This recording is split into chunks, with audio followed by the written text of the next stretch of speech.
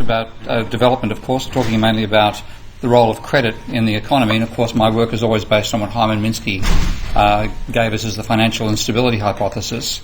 But talking about the role of credit in economics is a real problem because, according to the mainstream, there is no role. If you get this is one of my favourite quotes to throw up on a regular basis about Bernanke dismissing Irving Fisher's debt deflation explanation of the Great Depression simply on the basis that transfers in credit are pure redistributions that should have no significant macroeconomic effects. Now, at that point, he didn't bother doing any econometrics when the book itself was full of econometrics of his own theories about what caused the crisis. And then you have a recent paper by Eggertson and Krugman where they do an attempt to read Minsky, but one of my good long-term colleagues and friends in this whole approach is Rod O'Donnell. Some of you might know Rod as the leading biographer of Keynes, along with Skidelsky. And at one seminar that Rod and I spoke at, he said to the neoclassicals in the audience, please just don't read Keynes. Don't even try. He said, you are going to completely screw it up. You won't understand it. You'll distort the whole thing. And certainly the way that Krugman and Eggertson here tried to handle Minsky, they did the same thing. But what I like them for is simply this admission that the standard reality in mainstream models, there's no role for credit. Debt doesn't turn up at all in their macroeconomic models. Of course, the non-mainstream is different, and I'll talk about that in a moment. The main reason the mainstream has this vision is the loanable funds view of lending, the role of banks in the economy as just being intermediaries, which we know is empirically false. It's really no point wasting any time discussing it. Click on the link to the Bank of England paper there as to why it's false.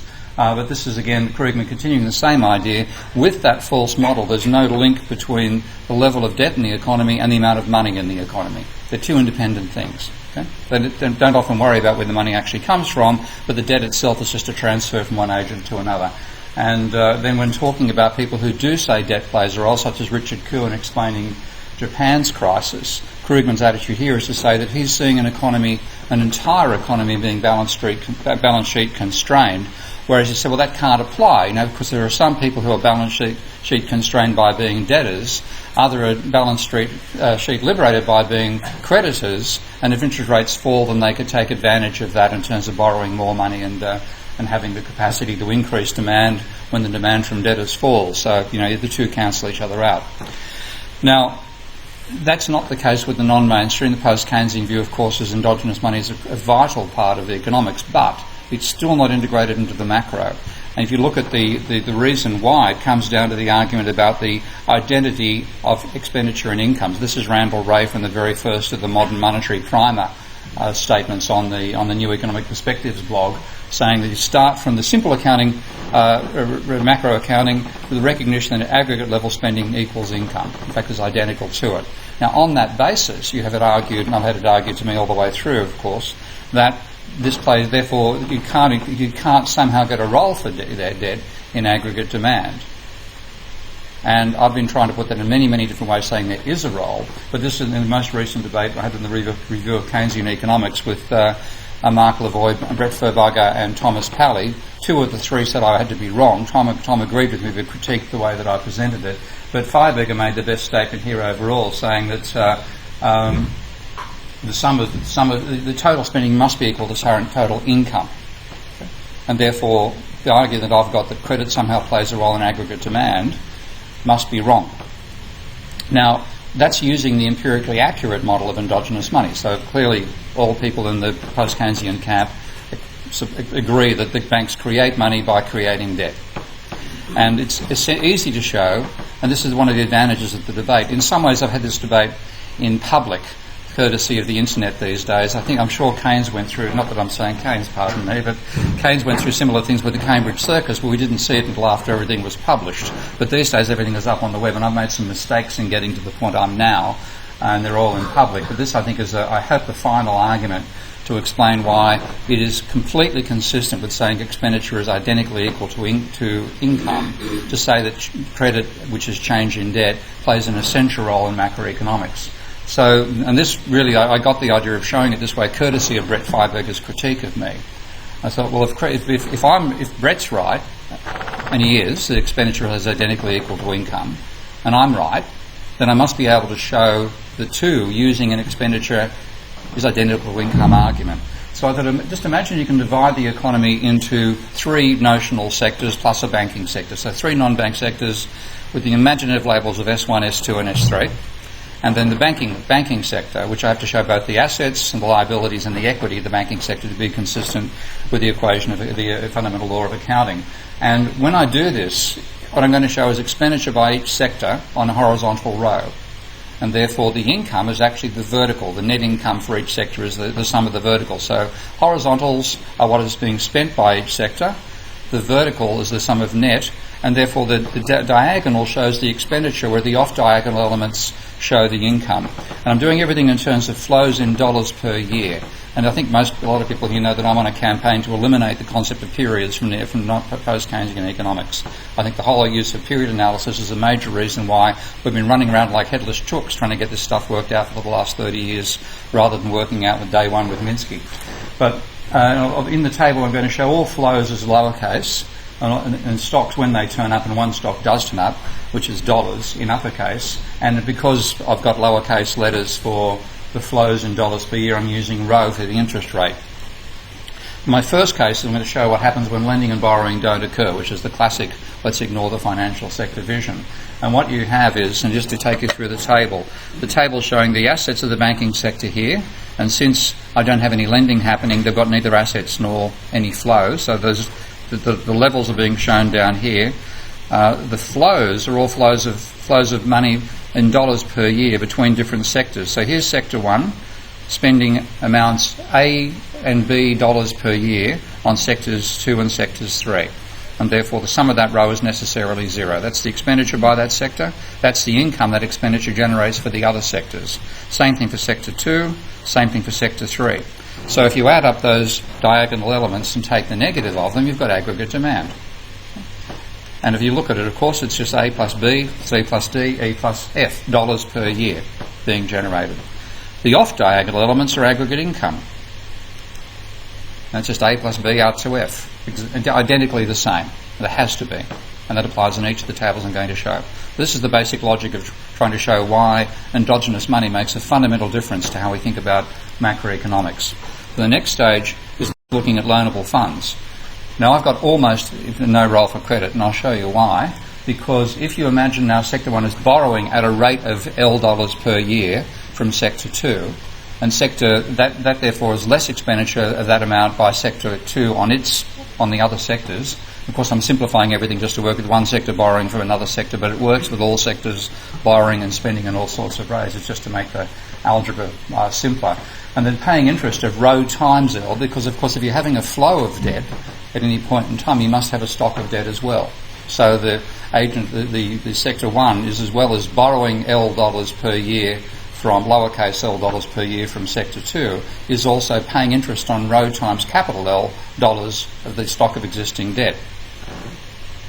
So now what you get is rho times L turning up in both the expenditure cell for sector 1 and the income cell for income generated by sector 2 from the expenditure of sector 1. So you add those up, and your rho times L term turns up as part of aggregate demand, expenditure, and it also turns up as part of aggregate income. So completely consistent, but now with loanable funds you have to at least include gross financial transactions, not net, by the way, because if I bring in interest payments on deposits, that turns up as a positive element of aggregate expenditure and income as well. So even loanable funds has to include the level of debt, which I'm sure they don't like to know.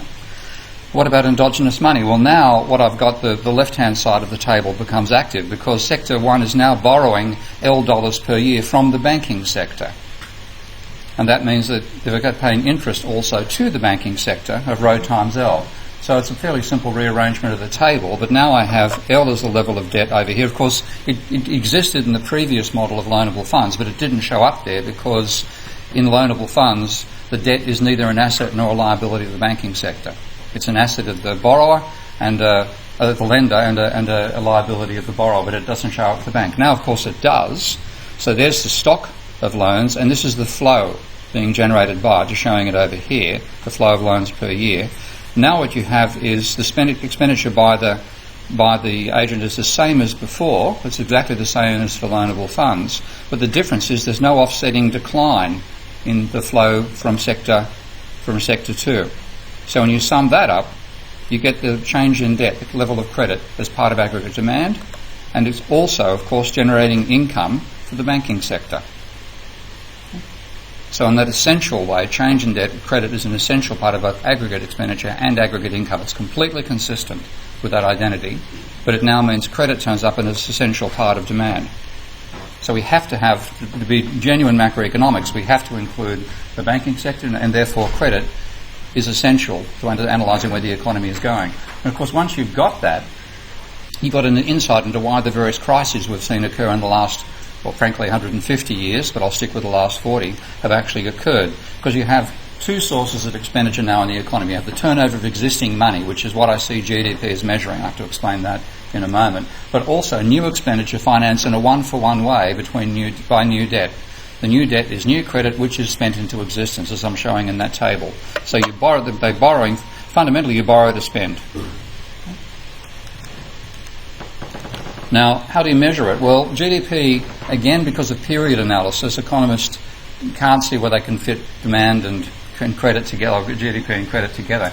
But fundamentally, GDP is a very bad measure of the flow of money turning over in the economy on an annual basis. If we actually use FPOS transactions now, point of sale records, which we now have, rather than relying upon kludgy quarterly surveys by the Bureau of Economic Analysis and the Office of National Statistics here, I prefer to call it the Office of No Statistics, because I can never damn well find anything on their site. Okay? But that's the flow of expenditure financed by existing money in dollars per year. Now, the change in debt, we actually have better data because the banks do report every new loan to the Bank of England. So the data of that is actually a much better measure that's published on a quarterly basis or a monthly or a quarterly basis of the flow of credit created by new debt, also denominated in dollars per year. I'm hammering the dollars per year and dollars, etc., issues here because if economists understood dimensional analysis as engineers did, they would have worked this out 30 years ago. But the major barrier to understanding dimensional analysis is period analysis. It's very, very hard. What are you dimensioning your elements by in period analysis? Okay, so it's dimensionally accurate and I think empirically okay, given how poor the GDP data is, to add the two together, and you're going to measure, therefore, at that point of aggregate expenditure and also aggregate income plus capital gains, or realised capital gains. Because again, the source of net realised capital gains is going to be the change in credit. So I give an analogy here. Imagine you've got, I know this is a hard one for people to get their heads around, but imagine you've got the flow in a river, and the river also has a pump injecting water into it or taking water out of it at a particular point. Now you measure the flow by working out the cross-sectional area and multiplying it by the speed. Quite simple. You measure the addition by the pump, the amount being pumped in and pumped out at one particular point in time. Exactly the same thing applies here, fundamentally. So pardon me for being a hydraulic Keynesian once more. But here you have the water of the river being flowing along, the water being pumped in or pumped out of the river at that point. The total flow of water at that point in time, whether you're measuring it on an annual basis or a minute-by-minute basis, is the sum of the two. You can do the same thing for credit. Now, when you do it, you generate what I'm calling the smoking gun of credit. This is all work I'm doing, by the way, for a new book for Polity Press called Can We Avoid Another Financial Crisis? Now, I could have submitted a one-word manuscript, but they suggested 25,000 words. So that's coming out. I'm finishing that at the end of June, I hope, and it'll be coming out later on this year. But when you take that idea of you can add credit, which is change in debt, to GDP to get the measure of total expenditure in the economy, which goes both on goods and services and assets, then you get what I'm calling a smoking gun of credit. Because every time you look at it, when that rate of growth of credit slows down, that's when you have a crisis. Now, we all know Japan had a crisis back in the early 1990s. The red line there is nominal GDP. For Japan, you can see it's been pretty much horizontal since the beginning of the century, the beginning of the millennia. The blue line is GDP plus credit. Now, when that peaked, that's when Japan's crisis began. On the right-hand side, I show the percentage of credit as a percentage of GDP. It peaked at 25% of GDP, roughly, back in 1990. It's been heading down ever since, and after the crisis has never got to the levels it was beforehand. The reason I've got over 60% as a measure over here partly is for aesthetic reasons, but partly also because the most extreme examples of credit growth have been, in case of Hong Kong, the credit in 1 year was 60% of GDP. So that's Japan. What about America? Oh, they're popping up too quickly. Again, the same story. When the rate of growth of debt, which is credit, started to fall, aggregate expenditure fell, and that's when the crisis began. The crisis turned around when the credit started to expand once more from this point. The UK. Notice two things about the pattern. Again, the crisis starts when you have peak credit, which then declines, and after the crisis you get nothing like the level of credit growth you had before the crisis. So a major source of demand has disappeared from the economy. Ireland. You can see why I've got a 60% scale there.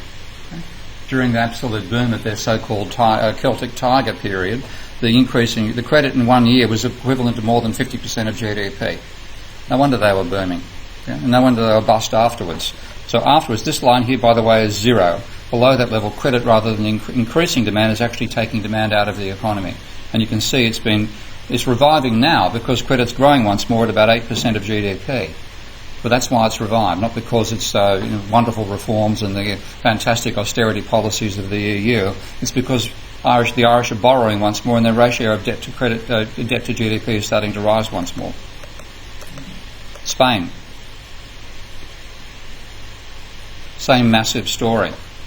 When the credit turned around, that's when the economy tanked. And the reason it's still tanking is that even though credit's risen a bit, and therefore there is some extra demand turning up in the economy, it's still overall subtracting from demand. That's why they're slumped in a Great Depression. Greece.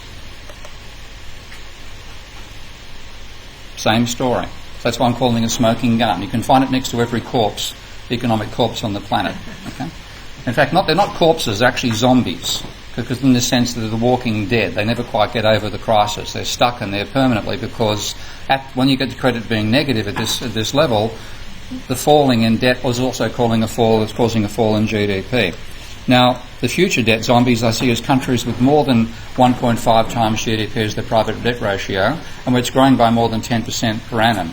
And I can't predict when they're going to go under, but they certainly are going to go under. Of course, they can stop it with policies like Australia's First Home Vendors Boost and the UK's Help to Sell, which encourages the public back into borrowing money once more. But it's inevitable that you're going to have a crisis once you have debt levels that high and they're growing that fast, because even stabilising the ratio will cause a downturn in demand. So to illustrate this is a simple illustration with a set of tables where I start with the debt growth being 20% per annum. That's an increase in nominal debt of roughly 20% per annum, which is well inside the ballpark of most of the countries I'm talking about. A nominal GDP rate of 10%, that's sort of Chinese levels. An initial debt ratio of 50% of GDP. Now, if you have that as a starting point, which is the low level of debt, you get out to the stage where in the final year you've got 77% of GDP. I then say, what happens if the debt still continues rising, but it now rises just at the same rate as GDP, so the ratio stabilises. So there's the ratio stabilising at 77% GDP in those 2 years. The impact on demand growth is that it falls from 11.1% per annum to 4.3%. A big fall, but it's still positive. Okay? So you don't get a crisis with a small level of debt. You have a medium level of debt, and here I'm starting with an initial debt level of 100% of GDP. Then by year 5 you've got a ratio of 155%. Stabilising at that level, your demand goes from 11.9%, so a higher rate of demand with a higher level of debt as well, to minus 0.2%. Okay? So a recession, but not an absolute crisis.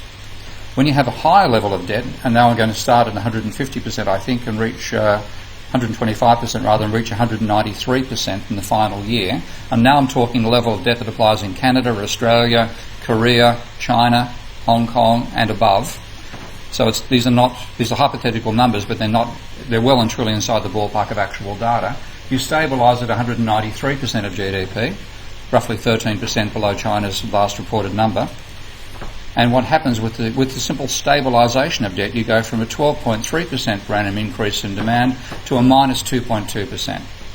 So that's why the level of debt matters. Now looking then, I can now identify who are going to be our future zombies. We already know the walking dead of debt. UK is one of them. Here's China.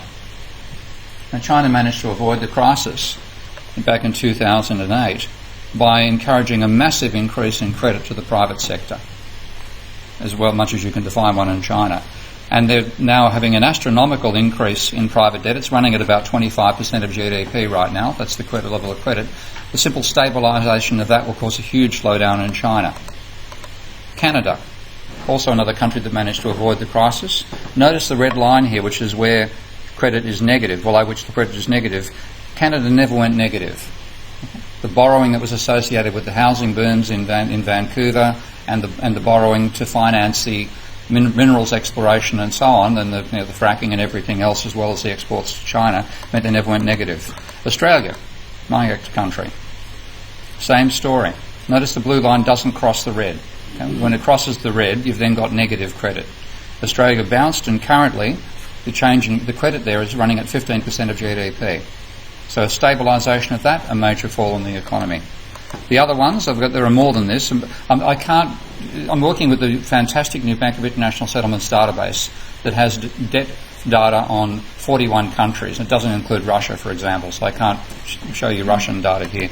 But this is helping me identify countries that I couldn't have identified back in 2005 without this fantastic data. So again, Korea's running at 15% of GDP as its credit level right now. It's another one which is bound to have a zombie effect hit it.